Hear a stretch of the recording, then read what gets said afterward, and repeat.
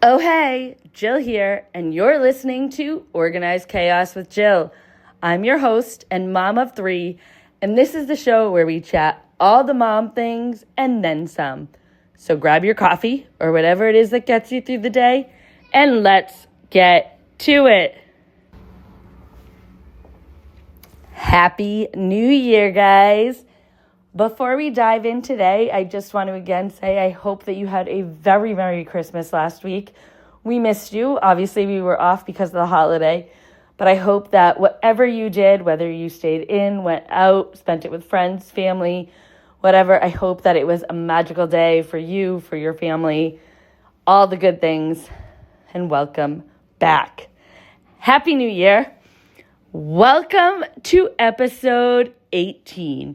And I am so excited because I love the fact that the very first day of the new year happened to land on a Thursday. On the day that we do this podcast, it just for me felt like the stars were aligned. It's good vibes, like the perfect way to kick off the new year with Organized Chaos. I don't know. So I'm excited about that. And I'm excited that you're here. And I fully cannot believe that it is already the new year. And if I'm honest, I'm probably going to say 2025 and write 2025 for months before I realize it's not 2025 anymore. It's 2026. And today we are going to be diving into that fresh start mentality that comes with the new year. So if you listened to our last episode of 2025, so not last week, obviously, but the week prior, I spent the time kind of reflecting on the podcast, talking about, the things that I shared with you in 2025, and also, sharing some of the ideas that I have coming in for the new year. So like I did with that in that episode, I kind of wanted to bring that into us as individuals as well as with our family, because stepping into the new year is the perfect time to reflect on your past and set intentions for the future. So we're going to talk about that today. We're going to talk about some ways that we can fully embrace this fresh start mentality and make the most of the new year ahead, right? So first things first, we're going to talk about that word that everyone associates with the new year. We're talking New Year's resolutions. And I laugh when I say it because I know that sometimes resolutions just feel overwhelming and unrealistic. And I remember for me personally, growing up and thinking it's a new year, new me, new resolution. I'm going to make X amount of money this year. I am going to lose X amount of weight. And it was always ridiculous amounts, right? That were so these huge goals, which there is nothing wrong, absolutely nothing wrong with having big goals. But I think getting into that mentality, at least for me personally, it was always I'm going to do this, I'm going to do this. And then you have that burnout, right? So, yes, they can be very overwhelming. They can be very unrealistic, but they don't have to be. And so that's kind of what I want to say here is let's focus on the small things when it comes to resolutions, not just for ourselves, but also for our family, little things. For me, if you want to think small, staying more active. I have 3 young kids. They're always running around. Anna is ready to run. She walks pushing a thing. She'll walk holding my hand, but she really can't walk on her own. And I know I'm going to blink and she's going to be flying around the house like her brothers. And so for me, I want to be more active, for my own health, but also keeping up with these kids, right? So rather than me coming in with this, I am going to work out 45 minutes a day and every single day, I know that's not going to happen. Again, 3 small kids, but something where I'm going to have 10 minutes each day that I'm going to be active. Whether that's going for a walk if the weather permits it, whether, I'm finding one of those free YouTube Disney dances to do and I can do it with the kids and be active. And I know what I'm about to say sounds like it is on a motivational poster hanging up in the gym. It is not about progress. It's not about perfection. It's about progress. Well, I already messed that up. But it really is. It's about it's about the progress you make in those small steps. So think about it that way rather than like this huge lofty goal that it doesn't need to be when it comes to resolutions. And another, thinking small, but small with a big impact is I want to briefly touch upon self-care. And self-care is something you have heard me talk about many times on this podcast. I did a whole Mommy Me Time episode, but it's really, really important. And I think coming into the new year, making that a priority. As a mom, we often put ourselves last on the to-do list. We're taking care of our husbands, we're taking care of our kids, we're doing all the schedules, we're chaperoning, we're carpooling, we're driving, all the things, we're making the appointments. And then when we can, we take care of ourselves. And realistically, that's not good either because, again, another little cliche saying here, you cannot pour from an empty cup, right? So I really want to make a commitment in this new year. This is me talking to me too, not just you guys, to commit to carving out some of that mommy me time every single day. And again, it doesn't have to be big. It's something just, I'm going to wake up 10 minutes earlier to enjoy my cup of coffee before the kids get up, before the hustle and bustle. Or maybe, you've had a book you wanted to read, or you have a half-read book. I have a couple that I started and have yet to finish. Finish that book. Find time. Little things, because self-care is so essential for anybody, but also for moms that are just running around like crazy, right? So really make that time to commit this year with that, because it is a small change, but has a very big impact. Now, outside of focusing on ourselves, for once, I want to talk about the family and how the family resolutions play out, talking about family goals. The new year isn't just an opportunity for self-reflection. It is the perfect opportunity to sit down with your family and think about what you guys want to do this year, what you want to accomplish together. And it could be, if it's a vacation, it could be starting a new tradition. It could be, just spending a little bit more time together. Whatever it is that works for you and your family, think about it. And this is where I say involve everyone, even the young kids. Ask them what they want to do, what they would like to try to do.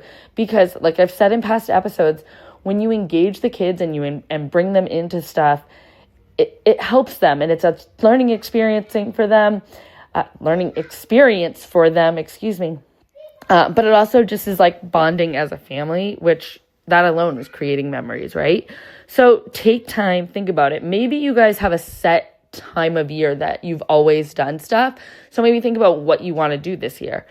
For us, based on just my husband's work schedule and when people take time off around it, we tend to have time off at the end of July into early August. That's when we did our 2-week road trip that I shared about. This past summer, we did kind of a local, we were just in New Hampshire for a week, things like that. So I know that we're usually looking later in the summer for our plans. So now I'm going to sit down and think about what we want to do this summer. And that might be taking another road trip. I know we had a lot of fun. And now that the kids are a little bit older, I think it'll be even more exciting to try new things. But yeah, irrelevant. But this is with the time to do it. And then, like I said, it creates lasting memories thinking about it. And like a way that you could make it fun, I'm going to kind of, I guess, my first mom tip of the season, mom hack, is make like a family bucket list. And I've seen these. I actually haven't done one yet because when the kids are young, I don't think they quite grasp it. I'm probably going to do this, so I will share with you guys if I do it this year. But just get out a like big sheet of paper, poster board, whatever, with the family and, create your 2026 family bucket list and just write down everything that people want to do. I know like James is already asking about going to the beach, and we do tend to go to the beach during the winter time too and just take walks on it. It's obviously not like going to the beach, but he brings up the beach. We went to Santa's Village, when we were off in the summer. He's already talking about going again. So little things like that, and it could be like silly stuff too, that maybe, you want to ride the carousel that's in town. I don't know. Super random thought that just popped into my head. But write it all down, and then you can hang it somewhere, whether in a playroom, in a common area, whatever. And throughout the year, check off things that you guys have all, as a family, decided you wanted to do. Or each child pick something they want to do, somewhere they want to go, something like that. It doesn't have to be big. It doesn't have to be expensive. I've talked about that in my traditions episode last year. But it's just a thing that, like, it's fun to do as a family. It's, again, setting your intention for this whole year ahead with the family and not just yourself. And it's bonding and making memories and all the fun things. And then as we're kind of thinking about all this stuff that we're doing is into this fresh start mentality, throughout the year, I want to remind you, like, don't forget those small wins. So kind of a task could be that, like, every month, take a moment to reflect on what you and your family accomplished within that month, right? Because even if it's small, it keeps you motivated to, like, continue your, again, I hate this word, but the resolutions throughout the year and to keep it going. Maybe it's, we checked off 3 things off that bucket list in this month. And you don't have to do that every month, but it's something. Or, maybe they went into a new level in a swim class or a karate class or something like that. Those little wins, because when you're motivated and you have something excited and you're kind of like celebrating it, it just keeps you going. It keeps that excited momentum throughout the year. So, I just got an idea. Sorry, total side note, but as I'm sharing this little advice for celebrating the wins, I kind of got a little idea for this podcast. So stay tuned. But yeah. That's what I'm going to say. We are going to wrap up shortly with this episode, but before we do, I kind of want to give you a little homework or a little challenge. And I want you to think about 3 things as you're entering into this new year, as we're coming in 2026 fresh, like hot off the press today, day 1, what you're grateful for entering the new year. And because I think that when you have this and you're thinking about these positive things right from this jump, it's like giving you a different perspective and focusing on the positive as you're going into this new year, even if there's some challenging things that you're going to face. And I will share mine because I'm not going to give you homework without having done it myself. For me, coming into this new year, I am thankful that something that I had shared on my mom guilt episode about my mom's health and everything, we have moved her into an assisted living facility, which has just put a weight off our shoulders in terms of her being home alone. So I'm grateful that she is where she needs to be in the sense.